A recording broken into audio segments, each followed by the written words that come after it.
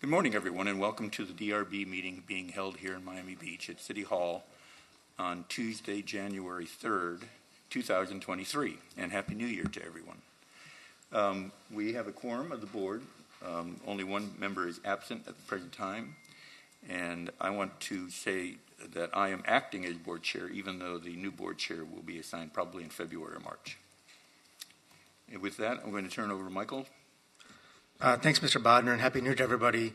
With that, I'll turn it over to Stephen Rothstein, who can let members of the public know how they may participate in today's proceedings. Sure. And in the risk of being redundant, Happy New Year to all also. Today's meeting of the Design Review Board has been scheduled in a hybrid format with a quorum of the board physically present in the commission chambers at the Miami Beach City Hall, and applicants, staff, and members of the public appearing either in person or virtually via the Zoom platform.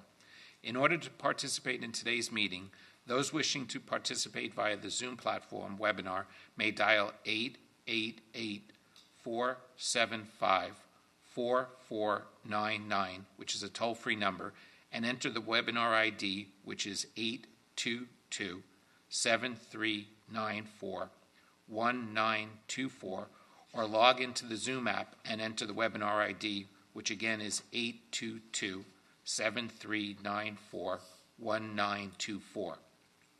Any individual wishing to speak on an item must click the raise hand icon if they are using the Zoom app, or dial *9 if they are participating by phone.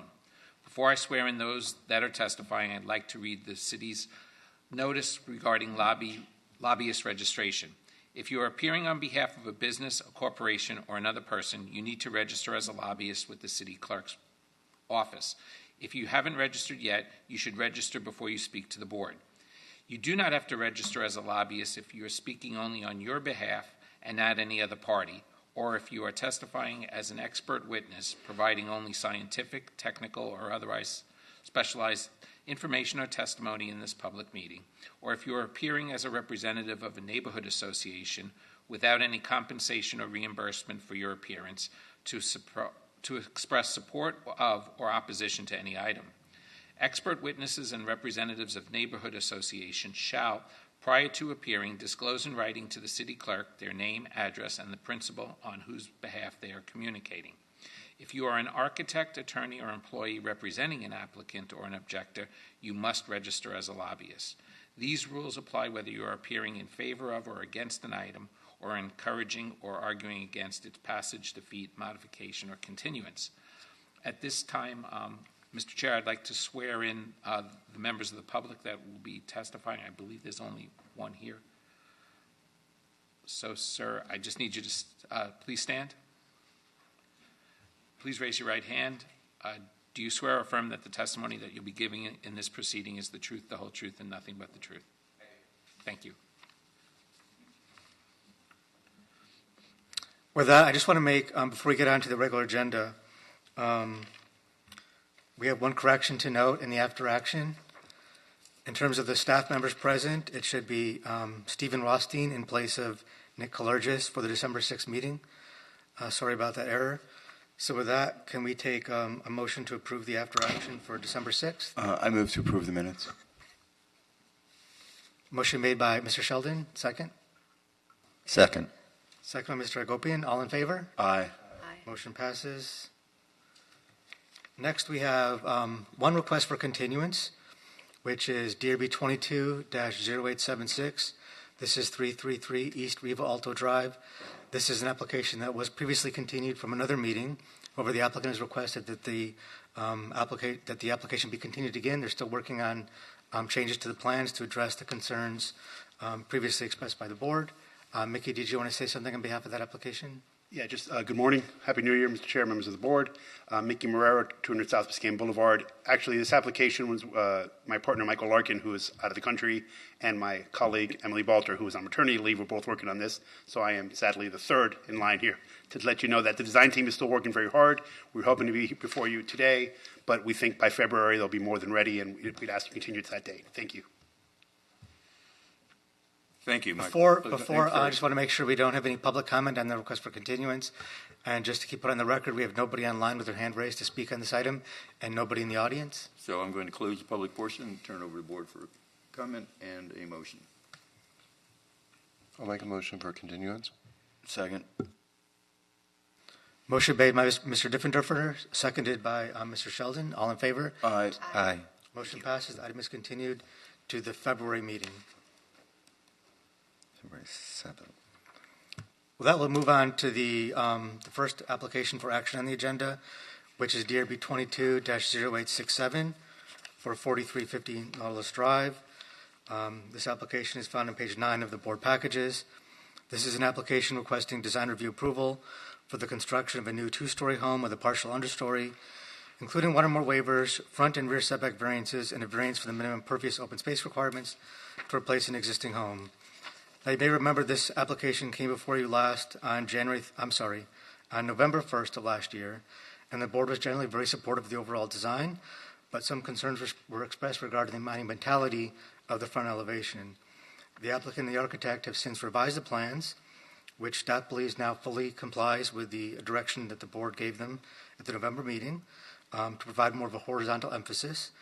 Staff continues to be supportive of the application and is recommending approval in accordance with the final order, the draft final order. With that, I believe we have the architect online on Zoom, and if we can bring up the presentation, and Aaron, if you'd like to say anything before the architect speaks. Good morning. Happy New Year. That's it. I mean, I think Miguel can do it. Miguel, are you there?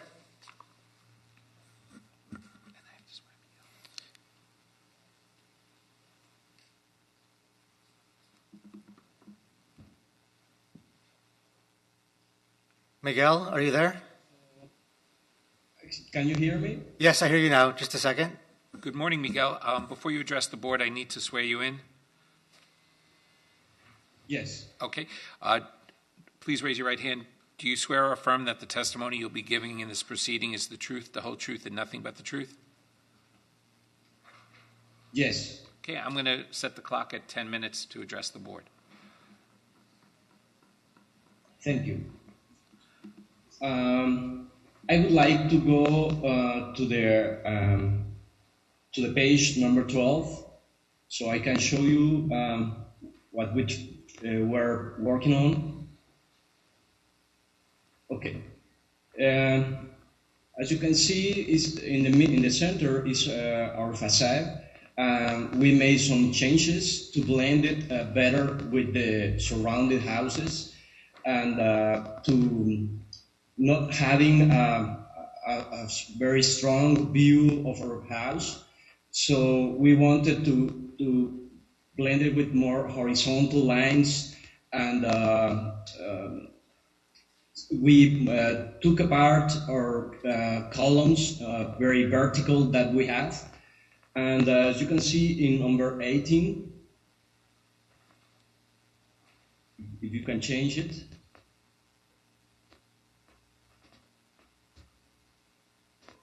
18, please.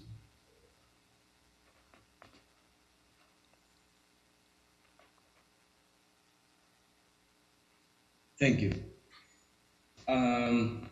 This is a view from the street of the new facade, and with this idea of the horizontal and blended it better with the houses, and having a long like a garden piece of metal with plants above the garage, and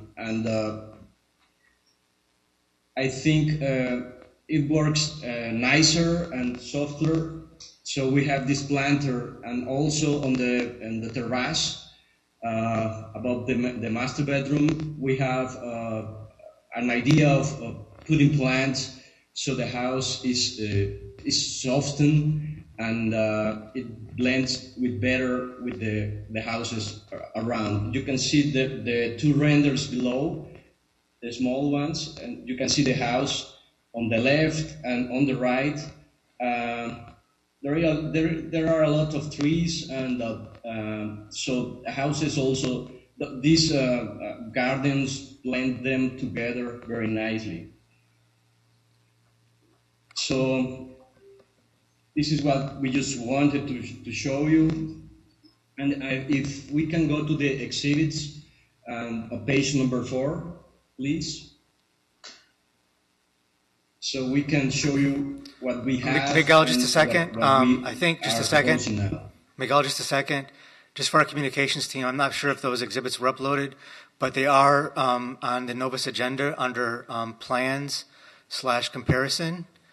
If we can give us a second to bring up those sets of plans under plans/comparison. Thank you.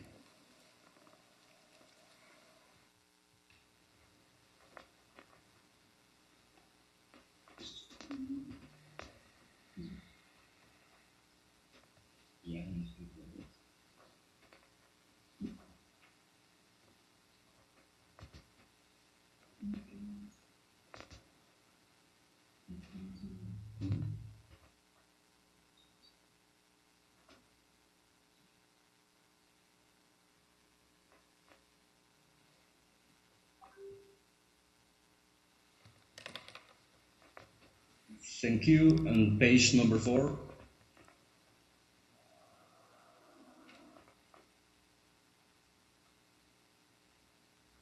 Okay. So on your left is the previous. Sorry? Okay. On the left is our previous proposal, and the right is the new one. And as you can see, we don't have these columns, vertical columns with these shades in front of them. So the house now has regular windows, horizontal lines, and we think it works a lot better. Thank you.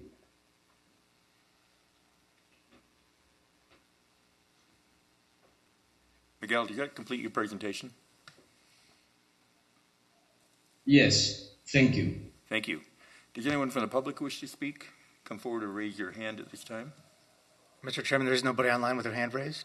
Okay, so I'm closing the public portion and turning it over to the board for comment.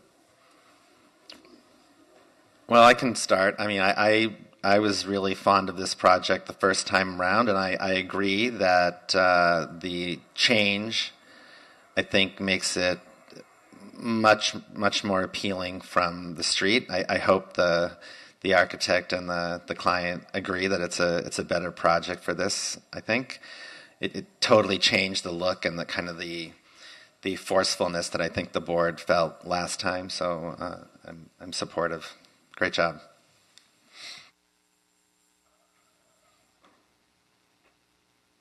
I mean, everything but the front before was so gorgeous in this project. So, I'm not the architect, but it's a really nice change.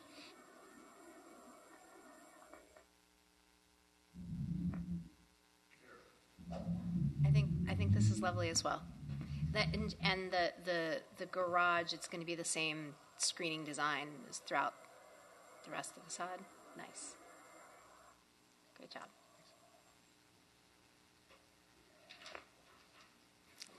We get one. We need two motions: one for the design and then one for the variances.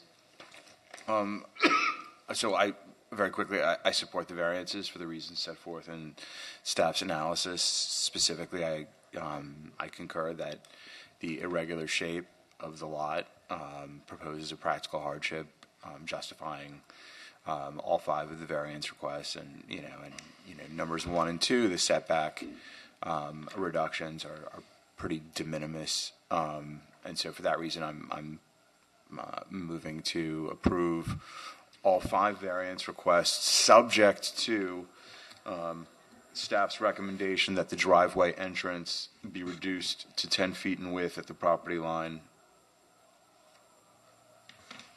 Okay, do we have a second? Second.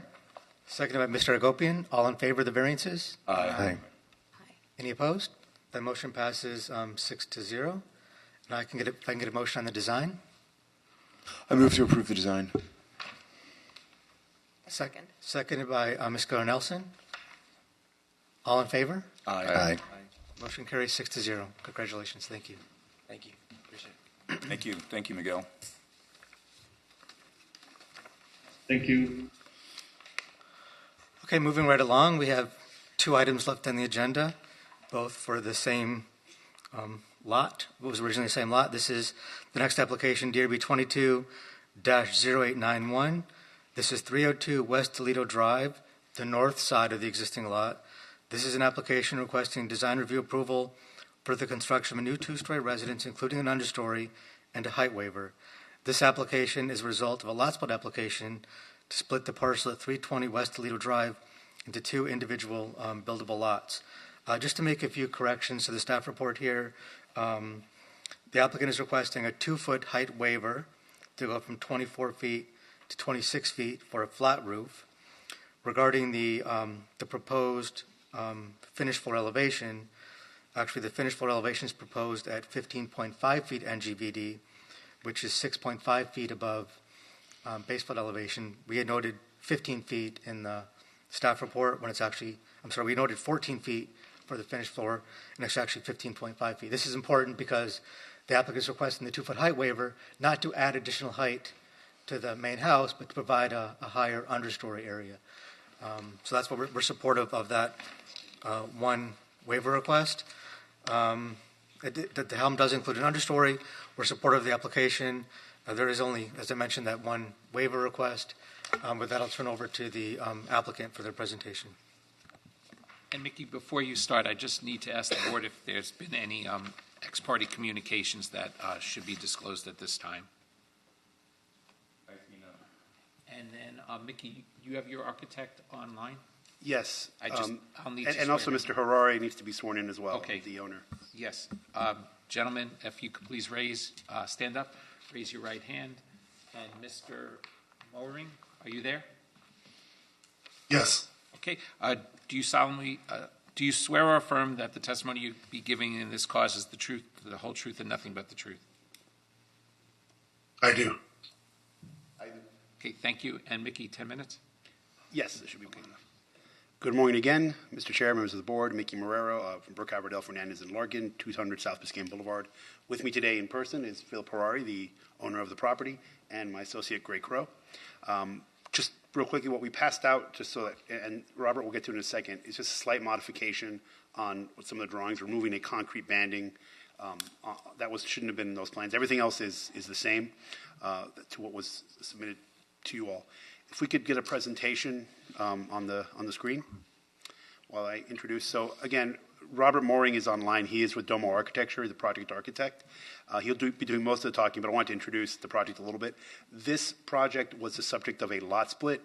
That's one of the main reasons it's here before you. It was one lot, not a pre-42 home, but a home that was previously there. It was approved by the planning board in November to be 2 lots that are compatible in size and shape to the rest of the neighborhood. These 2 homes have been designed, and we're doing one at a time here, but just to set the stage, these 2 homes have been designed by Domo Architecture to have a similar vocabulary and to be compatible, but also be unique and distinct in their own way. In addition to having to be before you as a result of the lot split, we're also seeking a waiver, as Michael mentioned, of 2 feet on the height. And the reason for that is for obviously resiliency purposes. These homes were built with understories, and in order to make the understory more functional and usable, these 2 feet are necessary. What they've done to mitigate these 2 feet is place that height towards the center of the property, so it's almost not discernible from view. And also, again, it's a flat roof, not a slope roof. If it was a slope roof, it would actually be able to have higher height than we're requesting. So with that, I would like to turn it over to Robert, who obviously has a lot more to say than I do about the design of these homes, and we'll reserve time for rebuttal if there are any questions. I will mention also briefly, it's been the holiday season, so it's been a little tough, but Philippe and his team reached out to 12 to 15 different property owners through letters, through posting in the door, and actually was able to speak to 3 or 4 of them. We heard nothing from a negative standpoint. Folks are supportive of the home, so we're happy about that. It's tough to get people here, as you all very well know, the day after New Year's holiday, but there's general support for these properties. So with that, I'll turn it over to Robert to go through the design with you, and again, reserve time for rebuttal if necessary. Good morning. Happy New Year, everybody. Next slide, please. As you mentioned, this is the result of a lot split. This is for the northern lot, lot 15, as shown on this survey. The lot size is equivalent to a standard lot in this district with 60-foot width. Next slide. This is an aerial showing the location of the property in the two lots within it. Next slide. And the neighborhood is a mix of 1- and 2-story homes, both traditional and contemporary. The home directly to the south is a newer construction home as well. Both sloped and flat roofs in the neighborhood. Next slide, please. So let me walk you through the plans really quickly. This is the site plan showing you the siting of the house on the property. To the street is a 1-story guest house raised on pilotica, as this is an understory home. We sought to do 2 understory homes for resiliency in the city, and also so that it hides the car from the street, and you have increased garden area by creating an elevated garden at the entryway. The massing of the main home is shifted towards the rear of the property, or the rear half of the property, giving a nice facade to the streetscape, and then set back further than required at the waterfront. Next slide, please.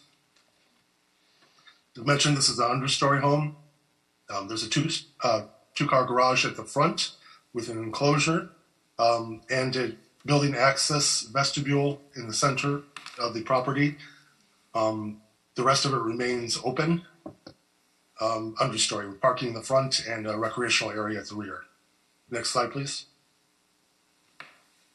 First floor, you arrive at an entry garden with a water feature. You cross over, small guest suite at the front in a separate structure, and then the main home to the rear with first floor is the main living spaces and a guest suite. Opening onto a rear terrace with an elevated rear deck at the pool. The pool is elevated up to the level of the home. Next slide, please. And the second floor contains the family's bedrooms. And as a requirement for the single-family regulations, we have 2 courtyards on either side flanking the central staircase, with glass windows looking into this garden space. It'll be a very lovely area when you go up and down in the home from the understory all the way to the second floor for the family. Next slide, please. And the roof, we are not requesting any rooftop activities. Next slide, please.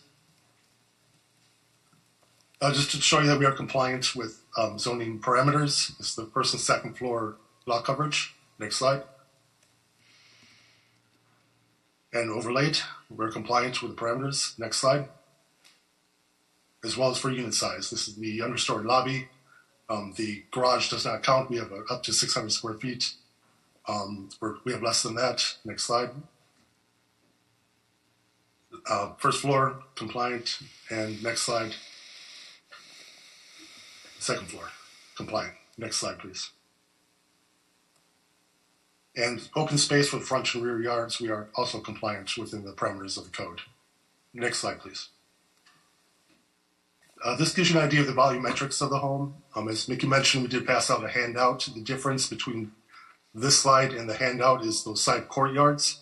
We, at the request of the homeowner, we removed the banding beam that goes around the perimeter of the roof lines at those courtyards, so they're completely open to the side. The rest of it remains the same. The 1-story guest house to the street, the home set to the rear portion of the lot, and the pool terrace elevated to the home level, stepping down to the waterfront. Next slide, please. Give you an idea of the elevations. This is the north elevation. The home is going to be clad in a series of warm gray tones of stone, a Pietro gray stone, several different textural finishes to give visual interest, offset against a polished cementitious finish to the roofline profiles on the soffits and the edges. The mullions will be proposed to be a bronze finish with clear impact glazing. We do have decorative screening elements for privacy on some of the facade windows to the street and to the water. Next slide, please. This is the south side. Again, you can see it's an understory home elevated with the lobby below and 2 levels above. Next slide. This is from the street. Guest houses in the front. We have a rented version coming up next to show you that explains it a little clearer. And screens on the second floor. Next slide. And from the waterfront.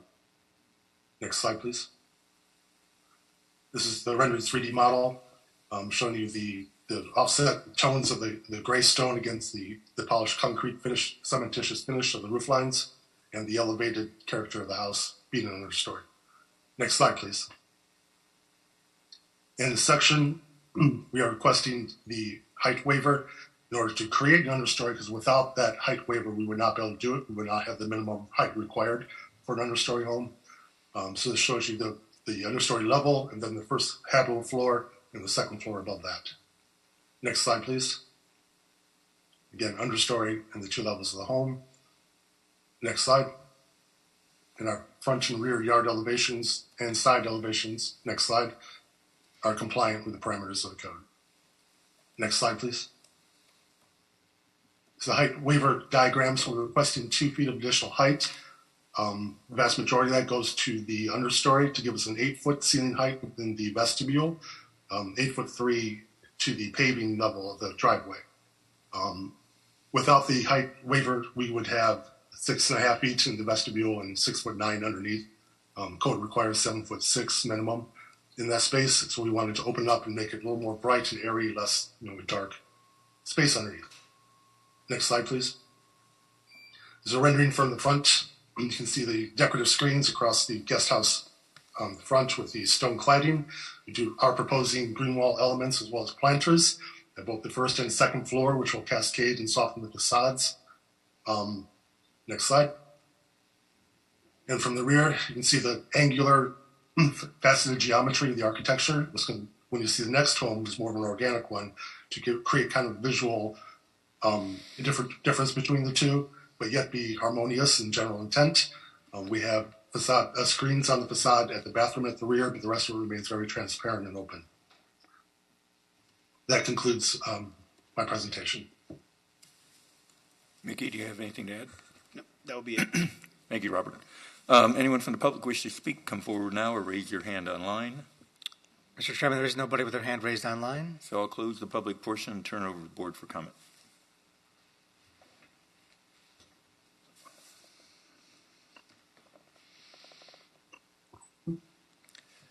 I'll start. Well, I do definitely think removing the horizontal concrete bands is definitely a plus in the overall design. So I'm glad to see that. Overall, I think obviously, the Domo architect and design team, they do a great job. Their homes, are, I find, very successful and very well thought out, and there's a lot of attention to detail. We've seen some great examples on Pine Tree where they have 2 homes, I think, next to each other, I believe, or maybe not. But I'm a little. It's a little tough for me because you basically are maxing out as much as you can get on both of these lots. You took one big lot, made 2, and then both of them. And I know we're looking at each home individually, but just by the fact that we're reviewing them both today, I do look at them both, but they're both, maxing out the lot coverage, maxing out the unit size. Super appreciative to see that we're taking advantage of the understory code.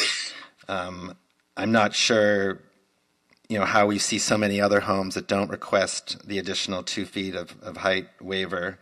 In this one, you're kind of stating that it's required in order to make it work. So I'm not sure that's entirely accurate. I love the different material articulations and everything like that, but I do get a little bit. I do feel like we're squeezing a lot of home on narrow lots, and it's especially kind of highlighted by the fact that because they're only 60-foot lots, you only have 6-foot setbacks are required on the sides, which you're complying with, of course, but it just makes for two very massive structures that are actually sort of articulated as three structures on each lot, if you look at your axis. So that's my initial thoughts. They just seem so large. I don't know about giving a couple more feet here. And Jason, I just want to comment, maybe Mickey can add to this. So this went to the planning board. The planning board reviews the unit sizes of the neighborhood and lot coverage. And so typically when we have a neighborhood which is average, which would be a unit size of about 30%, then the planning board will recommend no more than a 45% unit size. In this instance, because the average unit size of the neighboring homes was already large, the planning board did not place a restriction further on the unit size or lot coverage. Yeah, and just, again, to add to what Michael said, what we do before we submit these applications, not to you all, but to planning board, we do an analysis internally in our office with the architects of what's most compatible for the resulting new homes. Staff also does it, and in this case, we both agreed that the neighborhood called for homes in this size, in this range. So they are compatible, and in fact, in addition to the calculus, Mr. Harari and his team did go out to all the surrounding neighbors, and there were no objections to the scale or design of these homes based on those discussions and that outreach. I think it also argued too that probably having the homes divided versus the massing divided into two versus having one larger massing on the site would be more in character of the neighborhood than a larger lot. I mean, we're looking at some homes now on very large lots where we're going to ask them to break up the house along the street to make it look like it's more than one giant home, because we're seeing homes on these larger and larger lots. So the code does restrict the opposite lot aggregation to more than 2 or 3 lots. But we have a lot of properties that were aggregated before that code was in place, and now they're aggregating multiple, like 2 double lots. So you have 4 platted lots, and it does create a very large home. And I will just go back a little further in time. I don't know, about 6-7 years ago, the code used to allow you to ask for 70% unit size. And as applicants tend to do, if you allow something, you ask for it. So a lot of times I was coming with applications of homes in the 65, 66% range, not quite 70, but that was very common. The city commission decided that those were too big and 50 was acceptable. So 50%, we do see a lot of homes that come in just under 50, but there's no longer an opportunity to get that 70% or in the 60 range. So these really are, compatible and within the limits of what's intended. Michael, shouldn't we see both of these at the same time? I mean, if we have to, what's the point of reviewing this individually and then the next one? Well, I think the context is important. So if the board wanted to table the discussion on this and start the presentation for the next application and provide comments, do you guys have a context elevation showing the homes side by side? No, I don't believe we have. Robert, do you have that? That we could. It's not in the presentation because they're 2 distinct presentations. But right. Is there something that you have available? Maybe you could send. I don't know. No, or I think it's up to the board. If the board wants to table this discussion and then see the next presentation, I think that's appropriate too. Well, I'd like to respond to Jason's comments as well as Mickey's before we move on. I agree with Jason. I think that in terms of what the planning board said was okay, there's a reason why there's a planning board and then there's a design review board. And what might be allowed and what is possible to use then becomes translated through design choices to make it seem, better or worse. So I would say I looked at the information that was provided, and then I, went to Toledo Island and took a look at the properties, and I was actually surprised at how small the property seemed, considering how large, in my head, it seemed like these individual houses were. I thought, I went expecting to see, one of these very, very large properties, and I was actually surprised that the planning board even allowed these to be split. So my point is that I agree with Jason in that it seems like you're putting a lot of house on not the biggest lot, and the fact that you have these 2 homes that have very similar massing that seem oversized right next to each other is contributing even more to it seeming to be too much for what it is, although that's allowed. I think that this is more a design decision and a design concern, but that was my impression too, that this just seemed too massive. I also am confused as to why, the same thing that Jason has about the understory, as to why other applicants don't need these waivers, but now you're saying that you do. I don't know if that's something that you could address. Well, we have had, so the good thing about this property in terms of the zoning is it's RS3. So the board can grant a waiver. The board has granted variances for RS4 lots when the height is restricted to 24 feet in order to get a decent ground level for the understory. So if this was zoned RS4, they'd be asking for a variance. This is not that case. The board can grant a waiver. Mickey, or Rob, what is the height, the clearance of the understory? It's 8'3". Yes, I think it's not excessive. So it's like I say, the understory is a factor of, the flood elevation and the height that the applicant is reasonable to have for the understory. And I think having a height of, 8 to 9 feet is not unreasonable for the understory. And it's sort of the opposite of what the trend has been for the multifamily RM1, where we actually require a higher understory. So the problem with that is that the codes were developed in different times, and that RM1 portion was looked at, I think, more recently to require that higher understory, with the idea that when that was reviewed years ago by the Committee for Sea Level Rise and Resiliency, the idea was that was going to be looked at for all the different codes, and that committee was disbanded. We never got to that point. I do know that in terms of the new resiliency code, it does contemplate a higher height allowance for understory homes to avoid this sort of request for a waiver or variance. And I would maybe just, in response to that, Michael, I would say, so there's a code. So it's not a story; it's an understory, first of all, right? So I understand trying to make it more of a story by making it higher, and but we do have a code minimum of 7'6". And so if you took it's 9 inches from here and then maybe 6 inches from the second floor, which has a 10'6" clear, third floor has 9.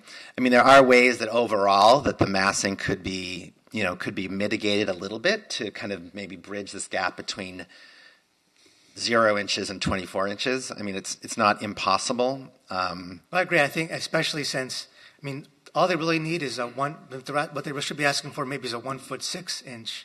That's going to bring them to 24 feet from the finished floor to the roof, which is consistent with other homes. Or if, like Jason suggested, if you want them to look at reducing, if they're going to propose to elevate the house to 15.5 foot NGVD, then take out 6 inches from each floor.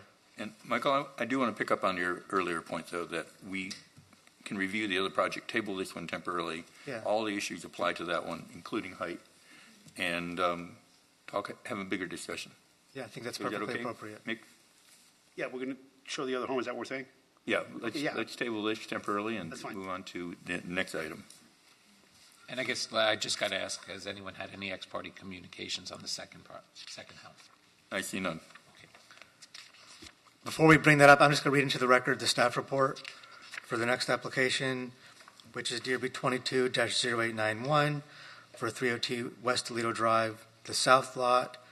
This is an application requesting design review approval for the construction of a new two-story residence, including an understory, and height waiver to replace an existing residence. Again, the same sort of corrections I noted previously applied to this property. The applicant's requesting a 2-foot height waiver for a flat roof. The finished floor is located at elevation 15.5 feet NGVD, or 6.5 feet above base flood elevation. We are recommending approval.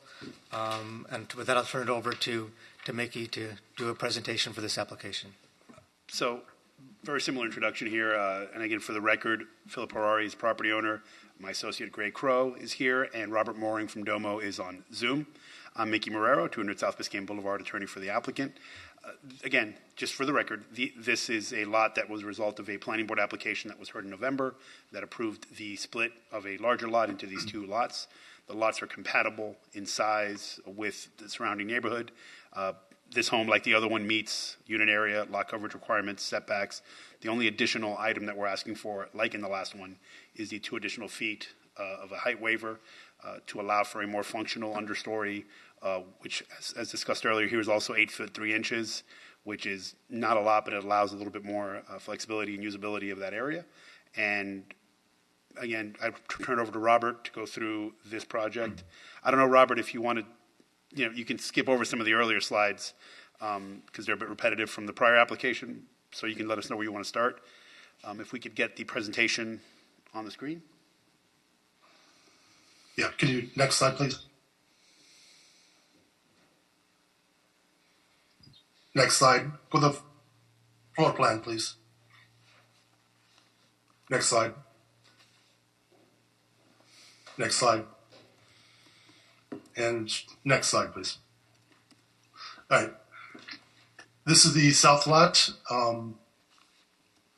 Again, it's an understory home. We have a vestibule access up to the home centrally located and garage structures at the front. These are different from the north lot in that they are separated into two with a central access with a grand staircase going up on access to the center of the property versus the other one was offset in the geometry.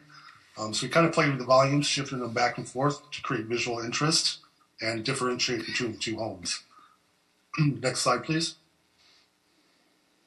The first elevated floor, we have guest house structure in front, again centered, versus the other one was offset. The architecture itself is more organic with curved lines. This fluid forms are more derived from inspiration from nautical, like a yacht design. And you can see that with the pool in the rear yard, which is centrally aligned again. But it's got this softer architecture to it. The main floor has the guest suite and primary living spaces of the home. Next slide.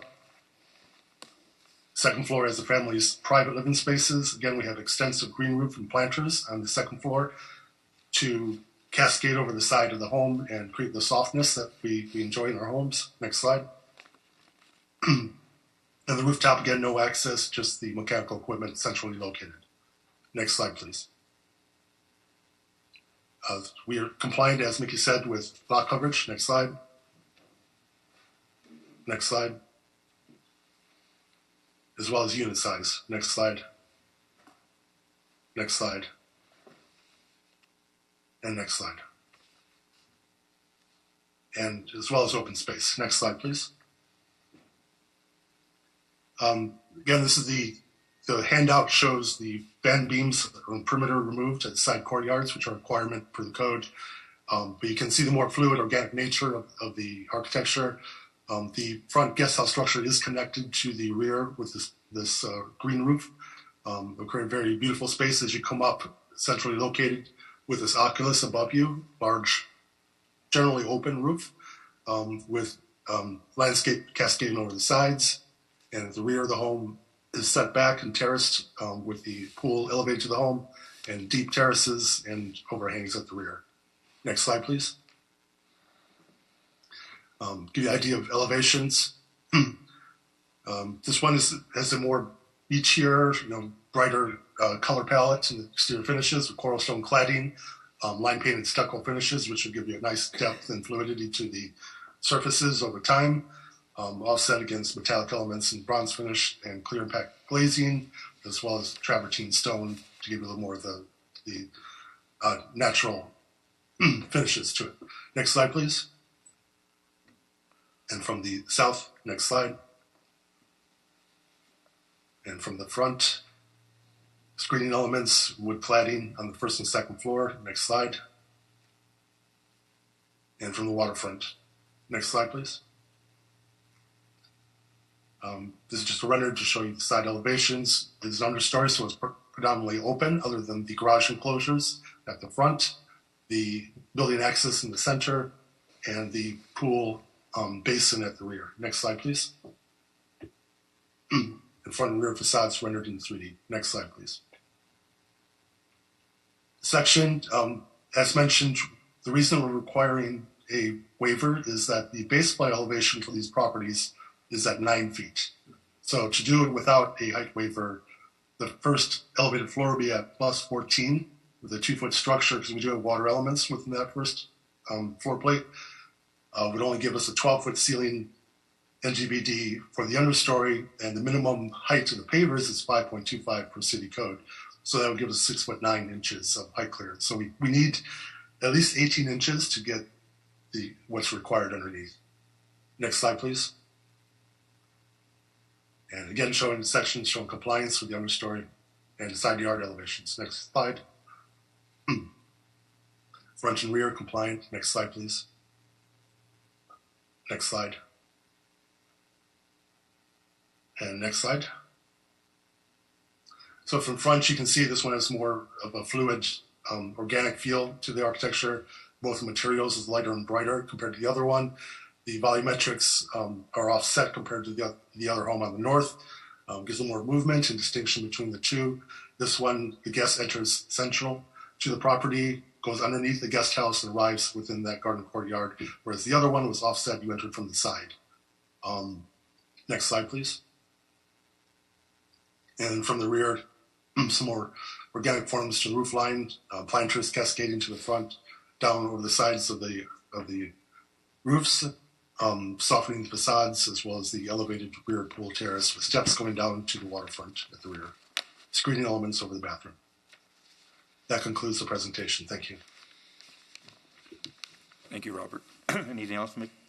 I ask if anyone from the public wishes to speak, come forward now or raise your hand.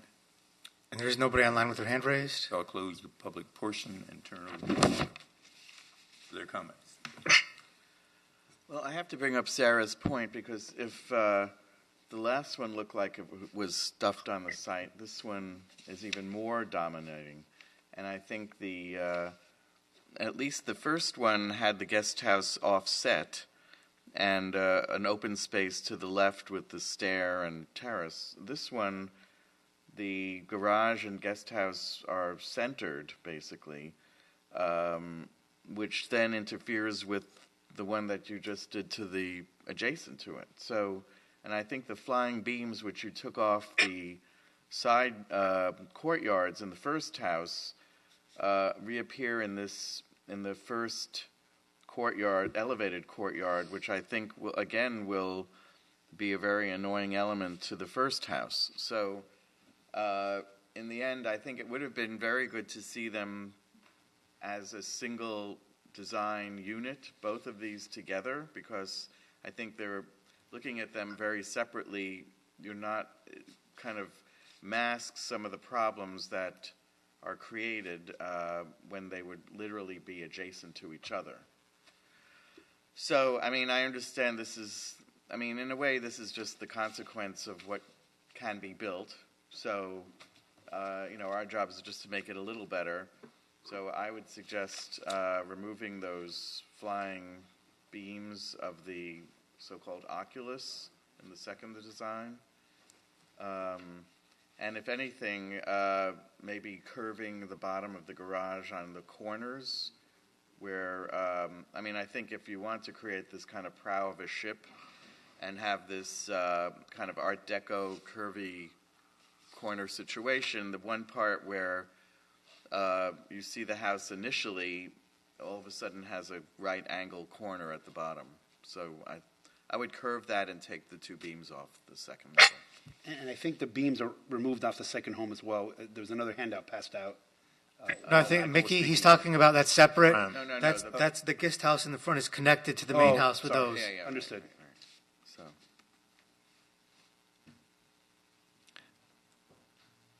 I would appreciate the architect finding a way to reduce some of the height and propose something to us, to me, if you want me to get my approval. I had the same concerns with the scale of these two together.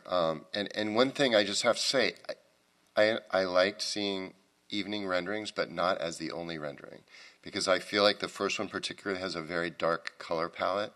And when it's shown at night, it's kind of like, what are you hiding? Like I'm not. It just can't see what it really looks like during the day, and in comparison to all the other pictures. So it looks like a dark color palette, and when it's at night, it probably doesn't look so obvious. But I think that if it were a day shot with light around it, it would feel like this big kind of dark, ominous thing. The second one, not so much, But that's all. That was my comment. I really want to see a daytime rendering of all these going forward. Yeah, well, twilight shots are always the most seductive, so that's why architects love them. But not for a design board. They should be a very cold, white axonometrics, I think. I find it uncanny that everybody agrees completely. I feel like we've never been so universal in agreement on these points.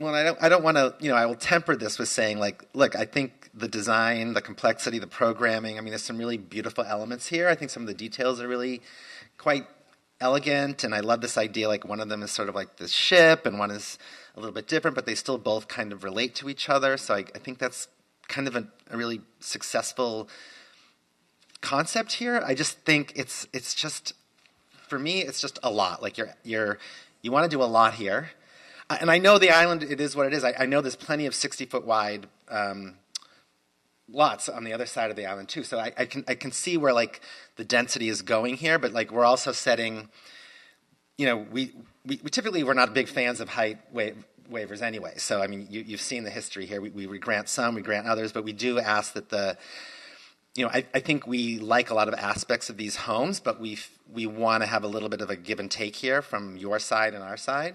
If you, I think for me, especially I'll speak for myself, if you want my approval on it. Sure. Yeah.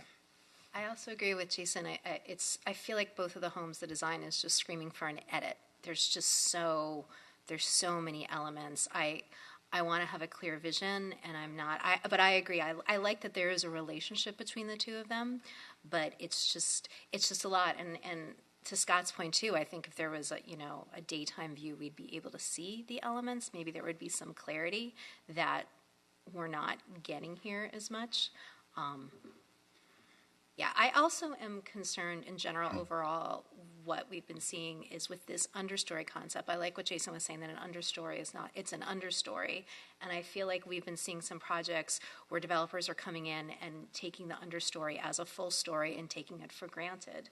And that doesn't seem to be, and Michael, correct me if I'm wrong, sort of the intent of the code. What we end up having are these houses that are tall, that look even more massive than possibly we could have ended up with to begin with. Like, I do appreciate the fact that we don't have houses all over the city that are just on, stilts. Like, I like that there's some, thought and design to them. But it's almost like the pendulum has begun to swing the other way. And ironically, on these projects, the architect is kind of just using it as the parking, which is actually a lot less. So it's even less for me to understand like why we need to have extra height down there when really you're using it for kind of what I think we kind of envision it is. It's like partly parking, and then there is a little bit of access, but even your paved area underneath does not, since your pool is elevated at the back, the paved area is just kind of like this part under the house that nobody's probably going to hang out in. I was going to ask when is it appropriate for us to make a recommendation for the code, because this is one of those situations where you have these opulent houses with basically what turns out to be a cellar underneath, and when you're 6'4", a 7'6" height feels horrible. So it's we need to either make it utilitarian or make it a feature and let it go to a reasonable height that works for these big structures. But we're again with code where it's pushing us to these uncomfortable situations every time where your guys are trying to do your job. I totally get that, so I'm not blaming you, but an understory short doesn't work with a house like this. It just doesn't. It's a wasted. It's just a I think weird thing. To your point, and to Jason's point, you're right. We've seen a lot of homes where the understory is designed to the greatest extent with usable spaces, furniture. It's actively thought out in terms of what someone will do in each space. And here, like Jason noted, it's really just a large open area. There's nothing really designated for happening down there.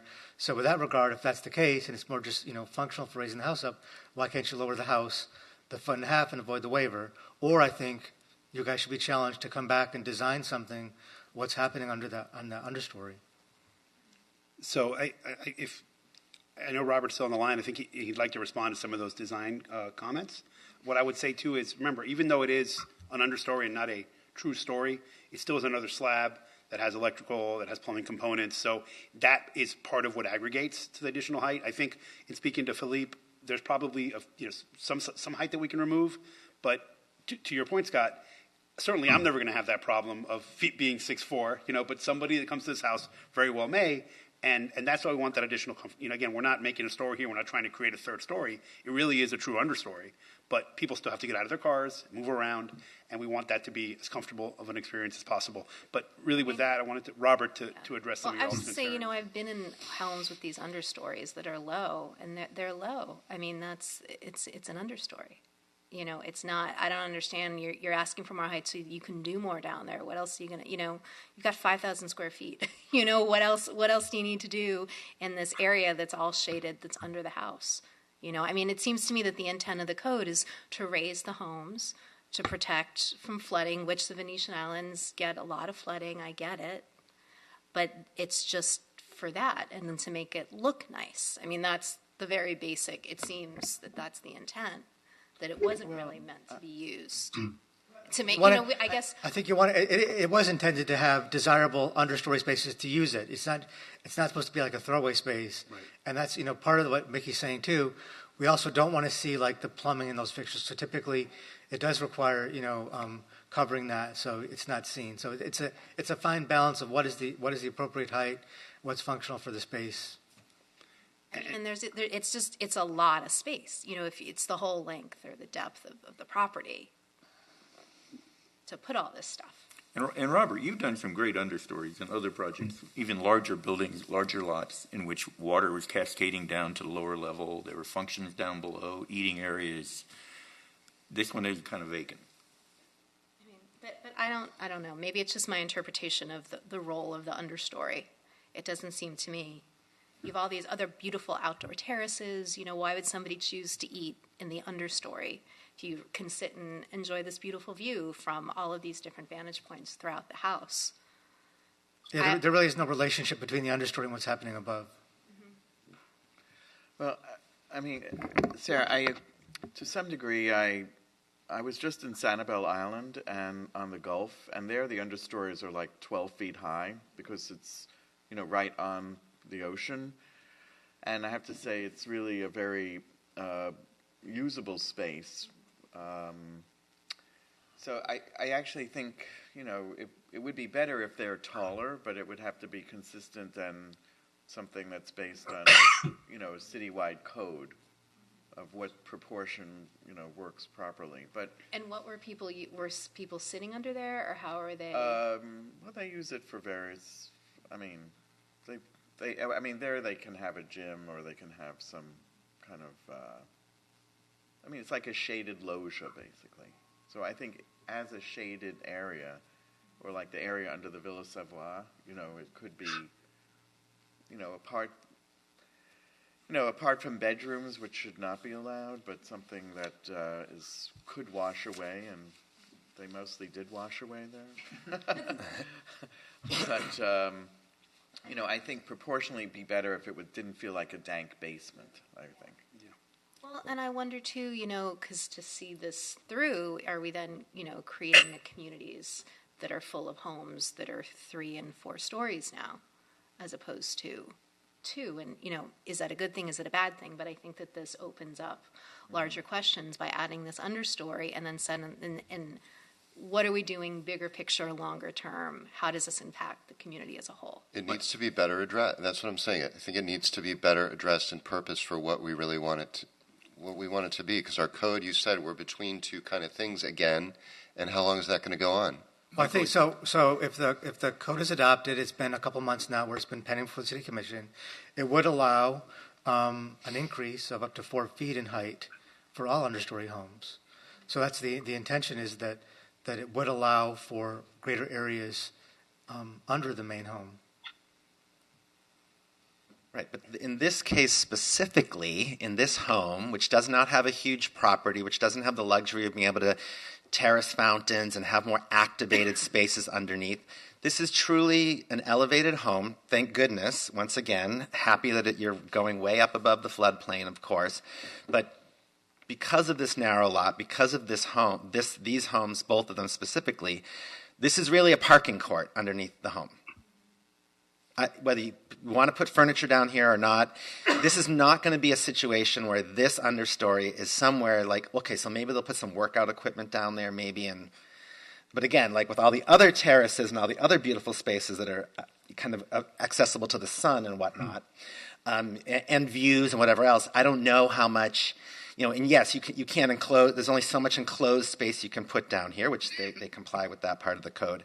But in this specific instance, I'm not really getting why we need all this, the extra height. I don't see it. I don't know why we can't go 10 feet floor to floor on the first floor. You have 2'6" for your structure and all your other stuff. I don't know. Can you shave some? You wouldn't be asking for any of this we wouldn't be analyzing this understory, for instance, if you didn't ask for this additional height. You'd be completely compliant. So I think somewhere for me, there needs to be a little bit, this is not like an understory where like you're going to be hanging out here. This is not one of the situations.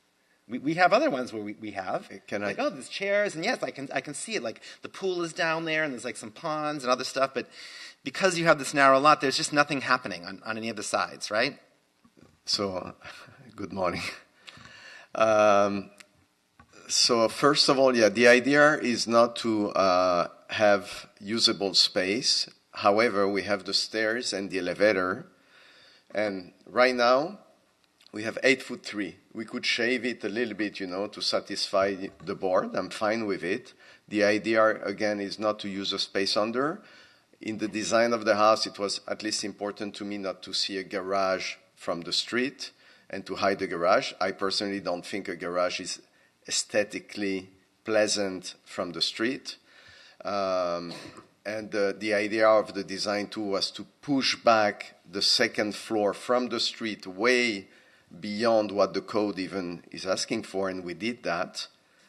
I think the code calls for 30 feet setback from the street for the two-story, and I don't know where we're at right now. We're probably at 50 or 55 feet from the street.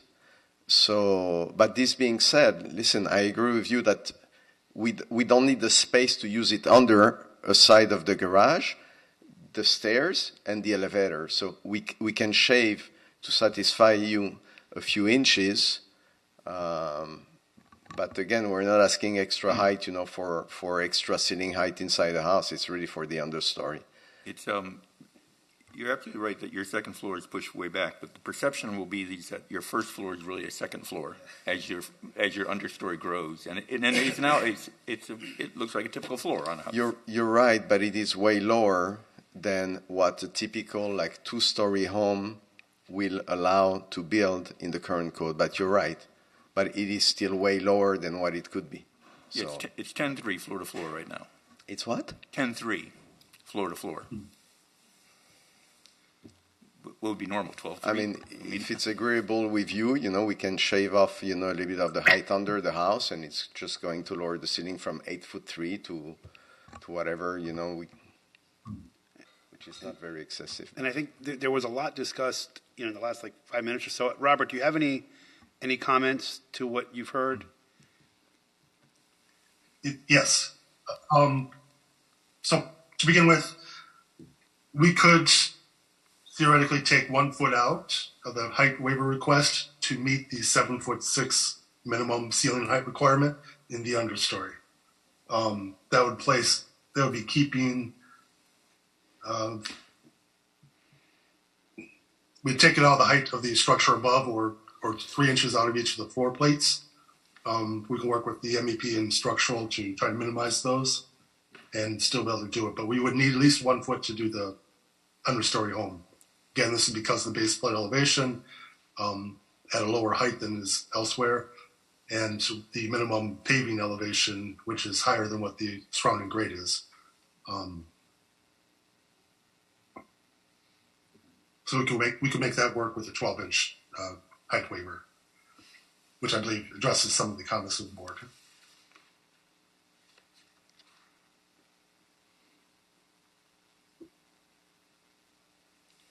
Board? Yeah, I mean, for me, again, I think I would leave it up to you, the architect, to decide where to kind of take that height out, decide where where the impact on your overall design, it's least impactful, I guess, right? And accomplishes the overall goal of bringing the massing height of the project down. I think that's the one thing that, at least for me, I'm focusing on. Some of the other design observations that Alex gave, I think, are super viable, and you should probably, if we were to make a motion, I would say, I think kind of disconnecting that front section of the second home from the middle section is a great idea. That band, I think. But I definitely, because everything else is maxed out here, I need there to be just some give here. So I do appreciate the concession to find a way to at least reduce from 24 inches down to 12.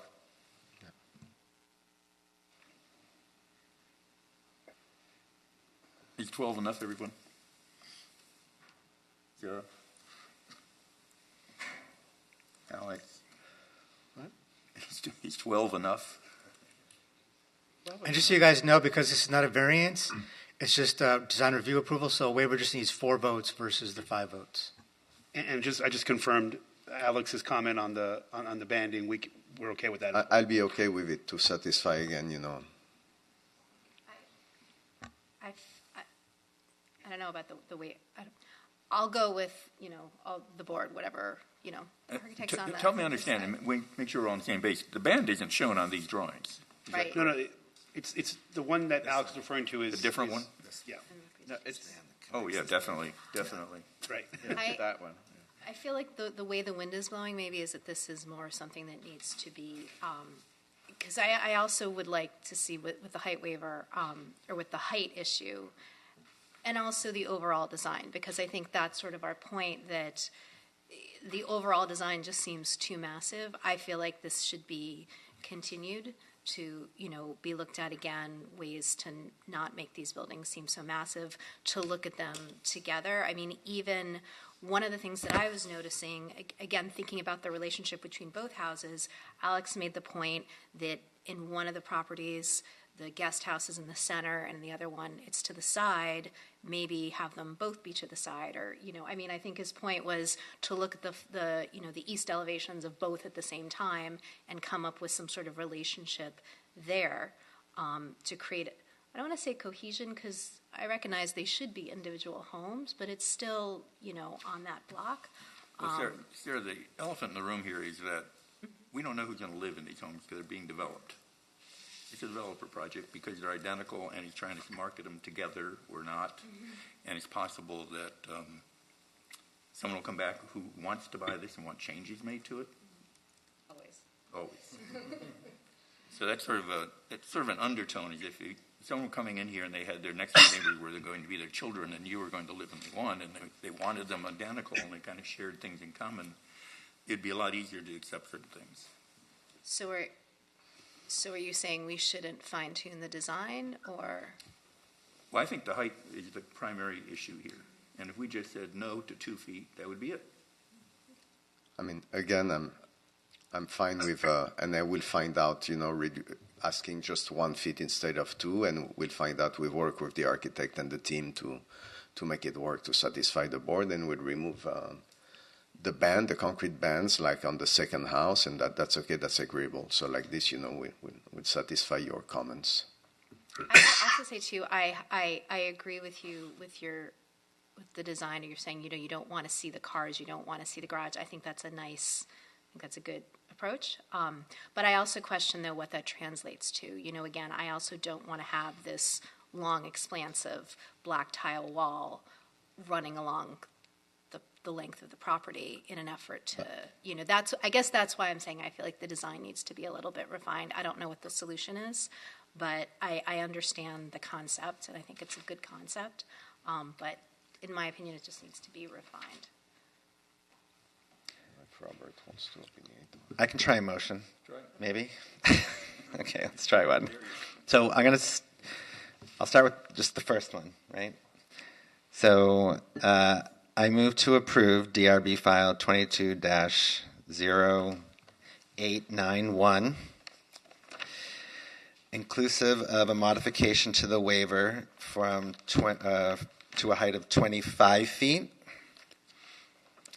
and inclusive of all staff's recommendations, and having the applicant work with staff on further articulating the street front facade level to mitigate the massing of the front elevation. You're doing the north building first. The north building. Was that right? Yes. Number one. We have a second. Second. All in favor? Aye. Aye. Aye. Any opposed? Motion passes 6-0. Okay, I'll try another one. I move to approve DRB application 22-0891, the South 0892. 0892,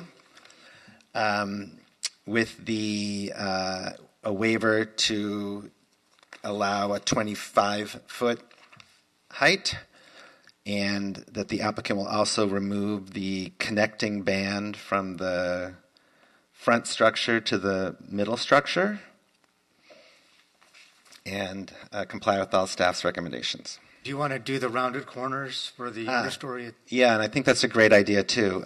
Per Alex's comment, to further articulate roundness on the front massing of the home. And we're fine with that condition as well, just for the record.